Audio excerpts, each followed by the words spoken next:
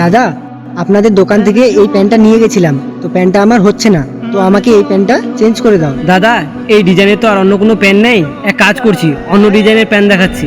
না দাদা, আমার অন্য কোনো প্যান্ট লাগবে না, এক কাজ করো, টাকাটা আমাকে ফেরত দিয়ে দাও। আচ্ছা ঠিক আছে। আরে তুই এটা কি করলি? ওর টাকাটাকে ব্যাক করে দিলি। সাহেব, এই প্যান্টটা ওর হচ্ছিল না, আর আমাদের কাছে এই ডিজাইনের অন্য কোনো প্যান্টও ছিল না। হ্যাঁ, তো ওকে আলাদা প্যান্ট দেখিয়ে দিতিস। হ্যাঁ, আমি বলেছিলাম, কিন্তু ওরকম নিবে না। আর তুই এভাবে দোকানদারি করবি? এভাবে দোকানদারি করলে তো আমি রাস্তায় চলে আসবো। একটা কাজ কর, সন্ধ্যাবেলা আমার সাথে দেখা করে তোর হিসাবের টাকা নিয়ে আমার দোকান থেকে বের হয়ে যাস। সাহেব, আপনি বলেছিলেন সন্ধ্যাবেলার হিসাবটা। আরে তোকে কোথাও যেতে হবে না, তুই এই দোকানে কাজ করবি। আরে আপনি তো সেই দোকানের মালিক না? হ্যাঁ। মানে ঠিক আমি বুঝলাম না। আরে তোকে বুঝতে হবে না, তুই শুধু মন দিয়ে কাজ কর। সত্যি রিজিকের মালিক উপরওয়ালা। যারা যারা একমত তারা অবশ্যই একটি লাইক করবেন।